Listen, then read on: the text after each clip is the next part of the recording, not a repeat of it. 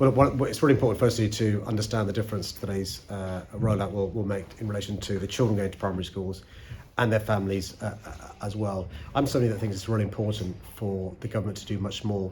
My concern in relation to means-tested free school meals is the financial threshold is really low.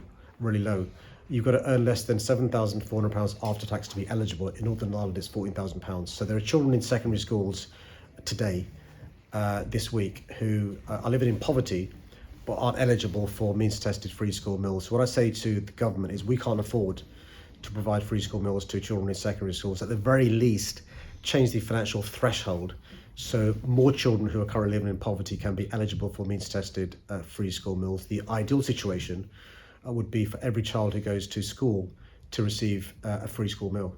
You've also said that this policy is only going to be in place for the coming year, but are you really going to pull the plug on it in an election year next year? Look, I'm quite clear in relation to being straight with Londoners on a whole host of issues. I was quite clear with Londoners in relation to, for example, when I froze fares. I was quite clear with Londoners in relation to the Young Londoners Fund, and I've been straight with Londoners in relation to universal free school meals. I'd rather under-promise and over-deliver than the other way round. I have found the money for this emergency one-off funding because of the cost of living crisis.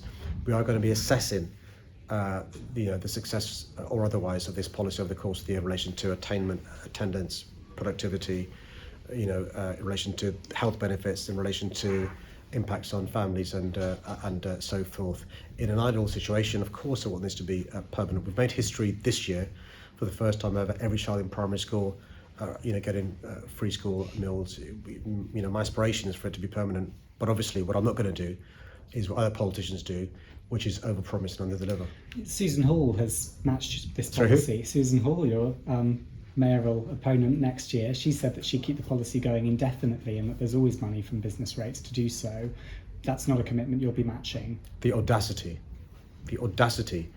of the Conservative Party, who voted against my budget when I passed this budget, have been against this policy, now doing this U-turn and trying to sort of, not just, match what I'm saying, well, why don't she use the power she has and the connections she has to lobby her government, who for the last 13 years have led to a situation where our schools are literally crumbling, not content with public services crumbling and austerity.